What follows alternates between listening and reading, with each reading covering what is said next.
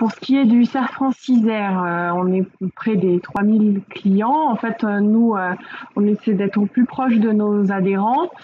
On a donc 8 agences et comme vous le voyez avec la petite carte de l'Isère, on essaie d'être implanté à peu près partout. Avec une équipe pluridisciplinaire, on va se présenter avec ma collègue, ce qui va vous permettre de vous en rendre compte. Donc on a vraiment un accompagnement qu'on appelle 360 degrés autour de nos clients, avec bien sûr l'expertise comptable qui est notre métier à l'origine, et du conseil périphérique avec des juristes, des conseillers plutôt en ressources humaines et des conseillers en marketing. Pour ma part, je suis donc juriste d'entreprise. J'accompagne nos clients, qui soient en société ou pas, dans leurs activités, à la fois des artisans, des commerçants, des agriculteurs ou, comme la majorité d'entre vous, des personnes qui ont aussi une activité de location, quelle qu'elle soit, et souvent un autre, voire plusieurs autres statuts à côté. Alors moi, je me présente en tant qu'Amandine Mathieu. Ça fait 13 ans que je travaille au CERF France. Je suis conseillère de gestion. Donc, j'accompagne les entreprises tout au long de leur vie, de la création jusqu'à la transmission, toutes les phases de projet. Avec Estelle, on travaille en binôme, parce que c'est vraiment important d'avoir un petit peu toutes les thématiques quand on a un projet, d'autant plus quand il y a de la pluriactivité. Moi, j'interviens plutôt sur l'angle économique. Voilà. Alors, pourquoi on est là aujourd'hui? Pour vous parler de la pluriactivité. Alors déjà, qu'est-ce que la pluriactivité? C'est bon? Alors, c'est quoi juste la pluriactivité? C'est lorsqu'on a plusieurs activités qui ne relèvent pas du même régime. Donc, ce qu'on vous propose aujourd'hui, c'est d'examiner et de vous présenter les choses sous 3 angles différents. C'est ce qu'on fait quand on arrive vers nous avec un projet, on l'étudie sous ces 3 angles-là. Donc, on a l'angle fiscal, social et l'angle juridique. On a respecté ces codes couleurs tout au long de la présentation. Donc, le social en rouge, le fiscal en bleu, le juridique en jaune. Et on vous présentera donc chaque couche de la pluriactivité et ensuite un exemple qui permettra d'illustrer plus simplement la pluriactivité. Alors, la première chose à examiner, c'est l'angle juridique.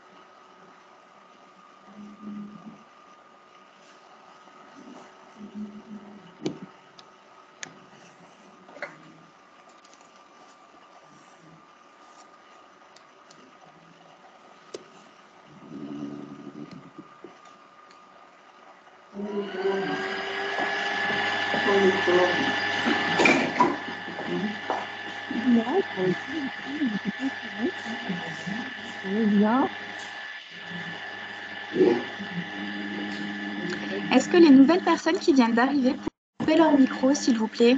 Ça éviterait les bruits de fond. J'ai perdu ma page. Ainsi que leur caméra, c'est pour la bande passante. Je vous remercie. Micro, je pense qu'ils vont m'entendre. Par contre, je crois que vous voyez toute ma présentation. Quand je partage le micro, vous voyez les avant-premières. Ouais, laisse tomber. Donc, ce que je disais, j'espère que vous m'entendez sur le juridique. Donc, on a une maîtrise, enfin, on a différentes catégories d'activités, donc agricole, artisanale, commerciale ou libérale. Je pense que vous avez le temps de lire la diapo, du coup, pendant que je remettais mon micro. Elle se caractérise surtout pour ce qui est de l'agricole par les cycles de production. L'artisanal, on est plutôt dans la production, certaines prestations de services, la transformation. Tout le reste, quasiment, ce sont des activités commerciales et les activités libérales sont plutôt les activités de santé et de conseil. Selon son activité, en fait, on ne s'inscrit pas au même endroit. C'est donc ce que vous avez dans les petits nuages. Voilà pour le volet juridique.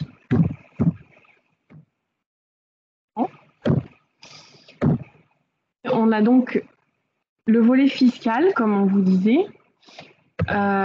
Du coup, sur le volet fiscal, c'est pas forcément directement connecté avec l'activité juridique. C'est pour ça qu'à chaque fois, on traite bien juridiquement à qui j'appartiens, fiscalement dans quelle case je suis et socialement également, parce que c'est pas toujours corrélé. Donc les bénéfices agricoles, vous pouvez avoir, comme pour tout, soit un régime micro avec un certain pourcentage de votre chiffre d'affaires à déclarer, soit un régime réel. En gros, produit humain charge, c'est mon revenu et c'est ce que je vais déclarer. On retrouve la même chose sur les bénéfices industriels et commerciaux et sur les bénéfices non commerciaux.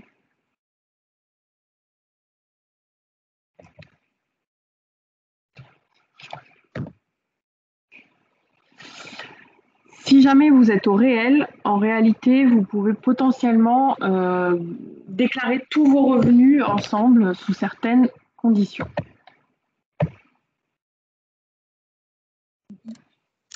Alors, je vais vous parler du troisième et dernier volet de la pluriactivité, le volet social. Ce qu'il faut savoir, le côté social, il présente des vraies différences avec le juridique et le fiscal que ma collègue a évoqué précédemment. Donc, il y a globalement trois choses différentes. Donc, la MSA, qui sont plutôt pour les activités agricoles et les activités qui se situent dans le prolongement de l'activité agricole. On a également tout ce qui est métier du bois, le paysagisme et les entreprises de travaux agricoles. Il y a l'URSSAF, donc là pour tout ce qui est commerce, artisanat, profession libérale, et toute la partie salariat. Ce qu'il faut savoir sur ces différentes caisses, c'est que c'est surtout l'ancienneté et non le volume d'affaires qui est le plus important pour savoir à quelle caisse on vous rattache. Donc, on peut avoir effectivement des gens qui sont rattachés à la MSA ou à l'URSSAF et qui ont plutôt des activités qui s'apparenteraient voilà, quelqu'un qui a la MSA alors qu'il a plutôt une activité de commerçant. C'est possible, c'est l'ancienneté de la caisse qui fait foi. Ce qu'on vous propose maintenant, pour illustrer un petit peu tout ce qu'on a dit, c'est de vous proposer un exemple, donc avec une problématique de gîte et chambre d'hôtes. Donc, on aurait Monsieur Pierre et Madame X qui ont un projet. Donc, actuellement, Monsieur Pierre serait en exploitation agricole au bénéfice réel, ressortissant de la MSA au niveau social. Nathalie serait comptable en CDI, tant qu'à faire comptabilité. Et ils ont hérité d'une maison, Pierre a hérité d'une maison qu'il souhaiterait louer. Et la question qu'on se poserait, c'est effectivement de quel régime ressortirait cette location? Exactement, qu'est-ce que c'est? Un meublé, une chambre d'hôte ou un gîte?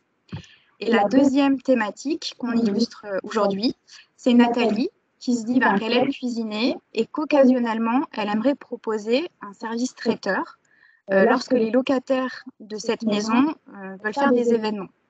Là, on ne serait pas dans la table d'hôte, mais vraiment dans du traiteur occasionnel. Donc, ce seraient deux nouvelles activités à rattacher à leurs activités actuelles. Et du coup, on va vous dérouler un petit peu les questions qu'on se pose dans ce cas-là et comment on va arriver au résultat.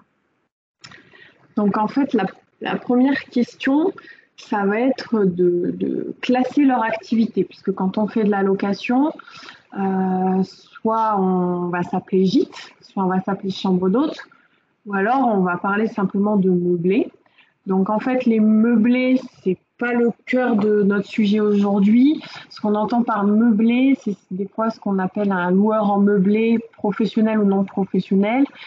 c'est tout ce qui est location de longue durée. Par exemple, vous avez un studio dans une ville étudiante, vous louez un étudiant, ce genre de choses.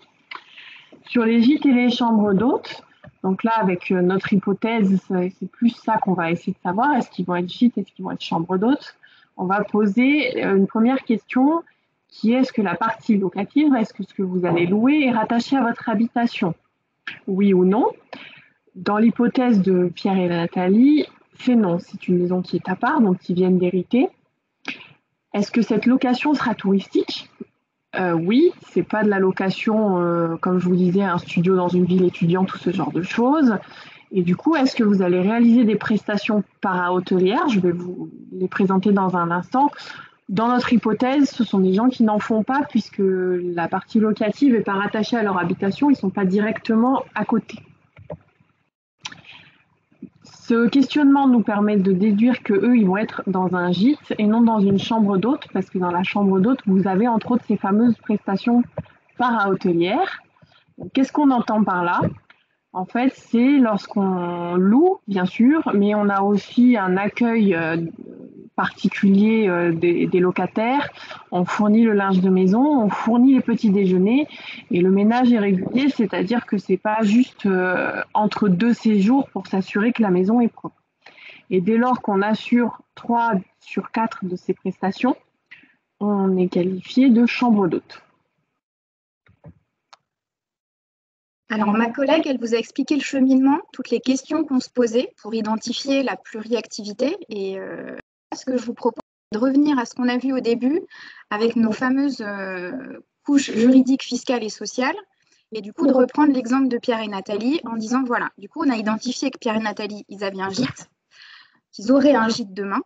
Donc, un gîte, d'un point de vue juridique, on serait sur un meublé de tourisme. Donc, c'est une activité physique, qui ne ressort civile, pardon, merci. C'est une activité physique et civile vous n'avez pas besoin de vous inscrire au greffe pour faire cette activité.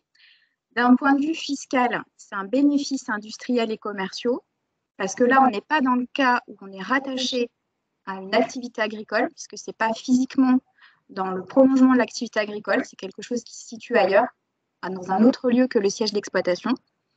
Et d'un point de vue social, là, il y a deux possibilités. Donc, c'est quelque chose qu'on n'a pas creusé avec Pierre et Nathalie encore. Donc là, la question qu'on se pose, c'est est-ce que le gîte, il est professionnel ou non professionnel? Donc là, l'activité professionnelle, c'est quand on fait plus de 23 000 € de revenus sur de la location. Là, on est obligé de se rattacher à une caisse sociale, donc soit URSSAF, soit MSA. MSA, c'est si c'est dans le prolongement de l'activité agricole. Et si on est non professionnel, c'est-à-dire à moins de 23 000 € de revenus d'activité de location, dans ces cas-là, on est uniquement soumis à payer de la CSG-CRDS à 17% sur les revenus. On ne ressort pas d'une caisse spécifique. Ma collègue vous l'a dit tout à l'heure, on a évoqué le cas d'un gîte dans l'exemple de Pierre et Nathalie, mais on a aussi les chambres d'hôtes. Donc là, pour faire un petit aparté, sur les chambres d'hôtes, là, c'est une activité commerciale, puisqu'on a une activité on a des prestations d'hôtellerie. Donc à ce moment-là, il y a une obligation d'inscription au greffe. D'un point de vue fiscal, ce sont toujours des bénéfices industriels et commerciaux, donc toujours avec la même nuance que sur les gîtes qui peuvent être apparentés à du bénéfice agricole, si c'est dans le prolongement d'une activité agricole. Et d'un point de vue social, c'est exactement la même chose que pour les gîtes, avec une différence de l'activité professionnelle ou non professionnelle. Et ensuite, on a les meublés. Donc, comme vous l'expliquait ma collègue, sur le meublé, on est sur du meublé longue durée, pas touristique. Donc là, on est activité commerciale, inscription au greffe. D'un point de vue fiscal, c'est toujours un bénéfice industriel et commercial. Au niveau social, même chose que pour les autres, ça va dépendre si c'est un revenu professionnel ou non professionnel, qui nécessite ou non un rattachement à une caisse sociale.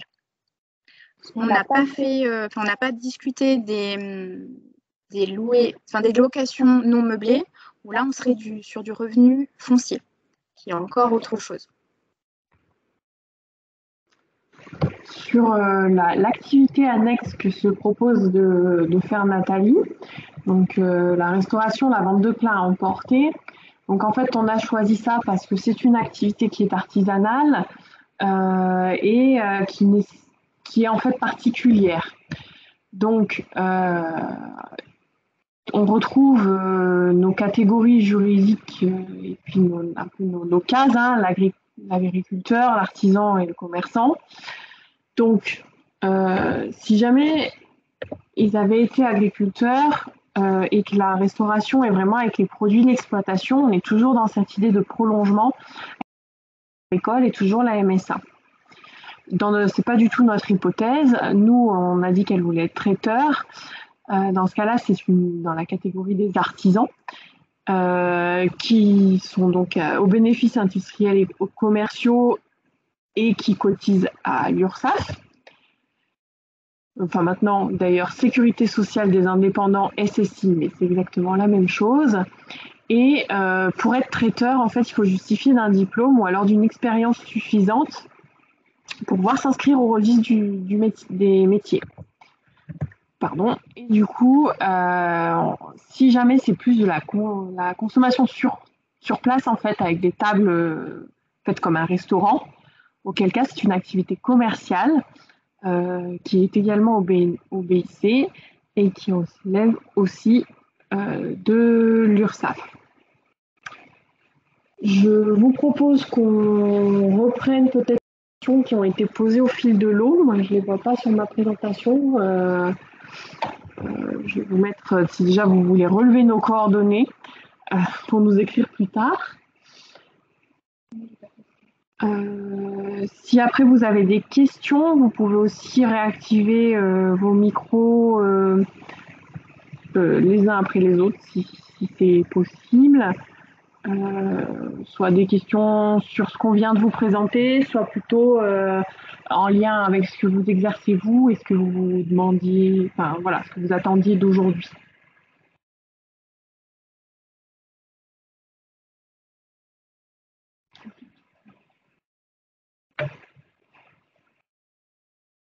Je sais pas si je peux le voir.